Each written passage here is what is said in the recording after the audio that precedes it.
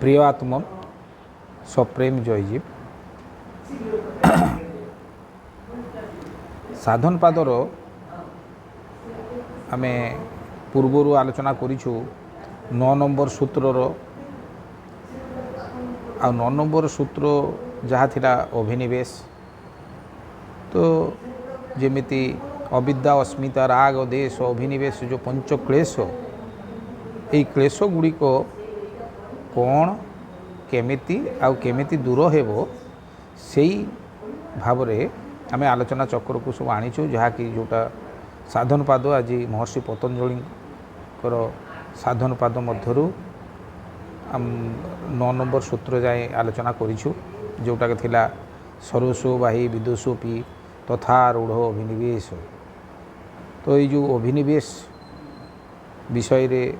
গতথর আলোচনা করেছিলি আজি 10 নম্বর সূত্রর আলোচনা করিবু এই 10 নম্বর সূত্র হচ্ছে যে তে প্রতি প্রসব ভয়ায় সূক্ষ্মা অর্থাৎ 10 নম্বর সূত্রে কুয়া হচ্ছে যে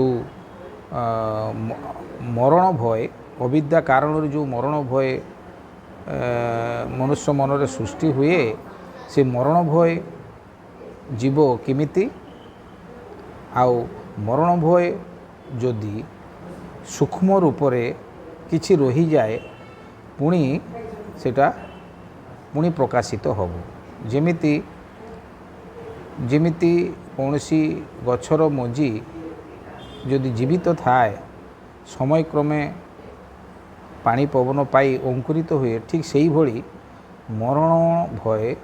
যেটা মনুষ্য দেহরে যদি সূক্ষ্মাতি সূক্ষ্ম ভাবে যদি রহি যায় সে সময় পাইলে পুଣି অঙ্কুরিত হেব প্রিয় আত্মন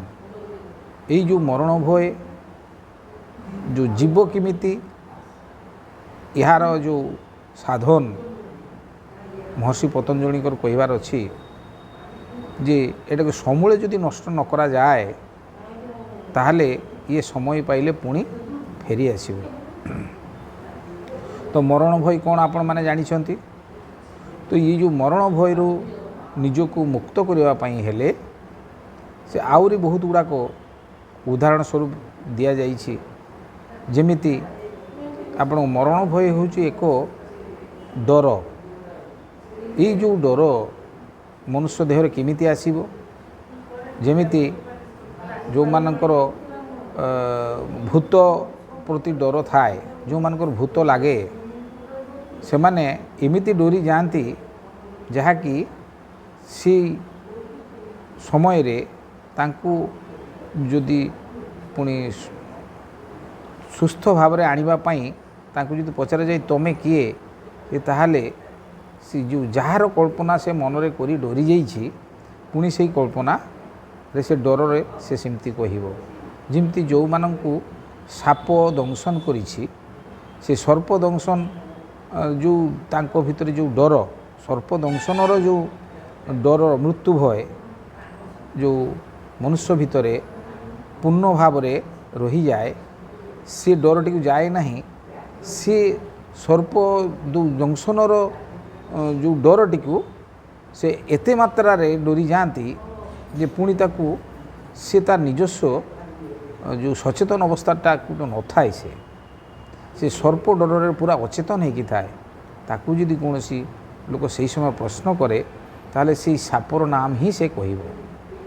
तो ये हूँ सब मनुष्य मनर कल्पना तेणु मृत्यु भय भी मनुष्य मनर कल्पना तो यहाँ समूले मन भितर बाहर करदेवा एवं पूर्ण भाव निजकू जो सचेतन करवा यारी आमर साधनर आवश्यक अच्छे तो ये साधनर आवश्यक कहवा जाई सद्गुरुदेव मध्य आलोचना करिसेंती जेमिति जे जन्म होउची कौन ना जन्म मृत्यु जेमिति सूर्य अस्त सूर्यास्त भली सूर्यर उदय एवं सूर्यास्त भली जाए आसे ये एक रूपांतर अवस्था ये रूपांतर अवस्था ये जड़े चाहिए भी ଜଣେ ମୃତ୍ୟୁ ଦେହର ତାଙ୍କର ମୃତ୍ୟୁ ଆସିବ ଅର୍ଥାତ୍ ଦେହର ରୂପାନ୍ତର ହେବ, ପୁଣି ସମୟ ଆସିଲେ ଚାଲିଯିବ। କିନ୍ତୁ ଏହାକୁ କେହି ଅଟକି ପାରିବେ ନାହିଁ। କିନ୍ତୁ ସାଧନ ଦ୍ୱାରା ସାଧକ ମନରେ ଏମିତି ଏକ ଅପାର ଶକ୍ତିର ସେ ସଞ୍ଚାର ହେବ, ଯେଉଁ ସାଧନ କଥା କୁହାଯାଉଛି। ଯେମିତି ଜଣେ ନିଜକୁ ଅମର ଭାବିବ, ସଦାବେଳେ ଯେଉଁ ହମ୍ ହେ ଅମର ନିରୋଗ ହେ, ହମ୍ ସର୍ବଶକ୍ତିମାନ ହେ, ଏଇଭଳି ଯେଉଁମାନେ ଶୁଭ ଭାବନା କରୁଥିବ, ଆଉ ଅମର ବୋଲି ଯେତେବେଳେ ସେ ନିଜ ମଧ୍ୟରେ ଯେଉଁ ସାଧନ ଯେଉଁ ଚିନ୍ତନ ମନନ ଚିନ୍ତନ ସଦାବେଳେ ଯେ ଅଭ୍ୟାସ କରିବ, ସାଧନ କରି ଚାଲିବ, ତାଙ୍କ ଭିତରେ ସେଇ ଅଭ୍ୟାସର କାର୍ଯ୍ୟରତର ସେଇ ଅଭ୍ୟାସର ଯେଉଁ ସ୍ଥିତି ତାଙ୍କ ଭିତରେ ବାରମ୍ବାର ଆସିଯିବ, ଆଉ ସେ ମରଣ ଭୟ ତାଙ୍କ ଭିତରୁ ଦୂର ହୋଇଯିବ। ତ ଏଇ ଯେଉଁ ଆମର ଶୁଭ ଭାବନା ଯେଉଁ ପୂର୍ବରୁ ଦିଆଯାଇଛି, ଯେଉଁଟାକି ହମ୍ ମାନେ ମୁଁ ଅମର ଅଟେ, ମୁଁ ନିରୋଗ ଅଟେ, ମୁଁ ସର୍ବଶକ୍ତିମାନ, ମୁଁ ବଳବାନ, ମୁଁ ଧନବାନ, ମୁଁ ରାଜାର ରାଜା, ମୁଁ ଈଶ୍ୱରର ଈଶ୍ୱର ପରମେଶ୍ୱର, ମୁଁ ବ୍ରହ୍ମ, ମୁଁ ସର୍ବଶକ୍ତିମାନ, ମୁଁ ବଳବାନ, ଏଇଭଳି ଯେଉଁ ସାଧକ ମନରେ ବାରମ୍ବାର ତାର ଯେଉଁ ଆଲୋଚନା ସେ ତାର ଯେଉଁ ମନନ ଚିନ୍ତନ ଯେତେବେଳେ କରିବ, ନିଜ ଭିତରେ ଯେଉଁ ଆତ୍ମଶକ୍ତି ଜାଗ୍ରତ ହେବ। ଯେଉଁ ଆତ୍ମଶକ୍ତି ଯେତେବେଳେ ଜାଗ୍ରତ ହେବ, ଏଇ ଯେଉଁ ମୃତ୍ୟୁ ଭୟ ଯେଉଁଟା ଅବିଦ୍ୟା କାରଣରୁ ମନୁଷ୍ୟ ଭିତରକୁ ଯେଉଁ ସେଇଟା ସେଇଭଳି ମୃତ୍ୟୁର ଡର ଯେମିତି ଯେଉଁ ରହିଯିବ, ତାହେଲେ ସେ ପୁଣି ତାକୁ ସାଧନ ମାଧ୍ୟମରେ ସେ ମଧ୍ୟ ତା ନିଜ ଭିତରୁ ତାର ସମାଧାନ ସେ କରିପାରିବ। ତ ଏଇ ଯେଉଁ ମୃତ୍ୟୁ ଭୟ, ଏଇଟା ହେଉଛି ମନ ହିଁ ଡରେ। ତାର କାରଣ ଅଭ୍ୟାସ ପୂର୍ବରୁ ଅଛି। ସେ ଜନ୍ମଠାରୁ ଜୀବିତ ଅବସ୍ଥାରେ ବହୁତ ଦିନ ଯାଏଁ, ବହୁତ ସମୟ ପର୍ଯ୍ୟନ୍ତ ସେ ଦେଖି ଆସୁଛି ଯେ କୌଣସି ମନୁଷ୍ୟ ତାଙ୍କର ସୁସ୍ଥ ଦେହରେ ସେ ରହେ ନାହିଁ। ସୁସ୍ଥ ଦେହରେ ମାନେ ଅର୍ଥାତ୍ ସେ ଏକାପରି ଜୀବିତ ଅବସ୍ଥାରେ ଏକାପରି ଶରୀରଧାରୀ ମନୁଷ୍ୟ ରହେ ନାହିଁ। ସେ ଶରୀର ପରିବର୍ତ୍ତନ ହୁଏ, ତାଙ୍କର ଶରୀରର ପରିବର୍ତ୍ତନ ହୁଏ।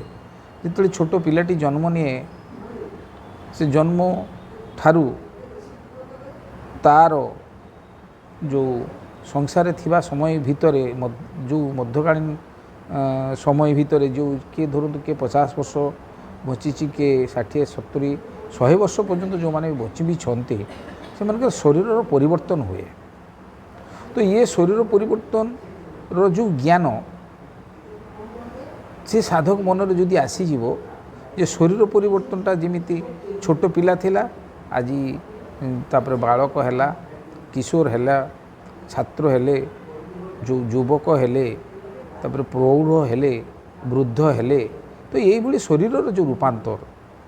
ଏଇ ଯେଉଁ ଶରୀରର ରୂପାନ୍ତର ସାଙ୍ଗରେ ମନ କିନ୍ତୁ ସଦାବେଳେ ଥାଏ। ମନ କିନ୍ତୁ ତାକୁ ଲକ୍ଷ୍ୟ କରେ ନାହିଁ, ମନ ସାଂସାରିକ କାର୍ଯ୍ୟରେ ବ୍ୟସ୍ତ ଥାଏ। ତ ଏହା ପାଇଁ ଦରକାର ଯେଉଁ ଆମର ଆଲୋଚନା ଚକ୍ର ମଧ୍ୟରେ ଯେଉଁଟା ଆଣିଛୁ, ଯେ ମନୁଷ୍ୟ ଭିତରେ ଯେଉଁ ମରଣ ଭୟର ମନରୁ ତାକୁ ଦୂର କରିବା ପାଇଁ ତାର ଯେଉଁ ସାଧନ, ସେ ସାଧନ କିପରି ହେବ, କେମିତି ହେବ, ସେହିପରି ସାଧନ ଗୁଡ଼ିକ ସେ କରିବ। ତ ବିଶେଷ କରି ଏହାର ସାଧନ ହେଉଛି ଯେଉଁ ମାନସିକ ସ୍ତରର ସେ ଯେଉଁ ଶୁଭ ଭାବନା କରିବେ, ସତ୍ସଙ୍ଗ କରିବେ, ସ୍ୱାଧ୍ୟାୟ କରିବେ ଏବଂ ସାଧନ କରିବେ। ଏଇ ଯେଉଁ ସେ ଯେତେବେଳେ ଅଜ୍ଞାନୀ ମନକୁ ଜ୍ଞାନଯୁକ୍ତ କରିବେ, ଆଉ ସେ ସମାଧି ସ୍ତରକୁ ଯିବେ, ସେତେବେଳେ ସେ ଆତ୍ମାର ଯେଉଁ ଅପାର ଶକ୍ତିର ପରିଚୟ ପାଇବେ। ତ ଅପାର ଶକ୍ତିର ଯେତେବେଳେ ପରିଚୟ ପାଇବେ, ତାଙ୍କ ଭିତରେ এই ସାଂସାରିକ ମନୁଷ୍ୟର ଯେମିତି ଜୀବନ ମରଣର ଯେଉଁ ଡର ବା ଭୟଟା ରହୁଛି, ସେଇଟା ସମ୍ପୂର୍ଣ୍ଣ ଭାବରେ ଦୂର ହୋଇଯିବ।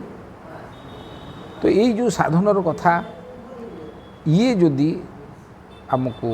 ସାଧନ କରିବା ପାଇଁ ହେଲେ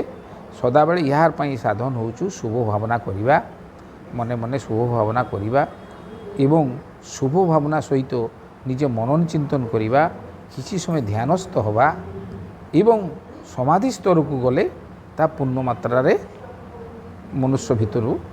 ସେ ମରଣ ଭୟଟିକୁ ଦୂର ହୋଇଯିବ। ଏତିକିରେ ରହୁଛୁ। ସପ୍ରେମ ଜୟ ଜୟ।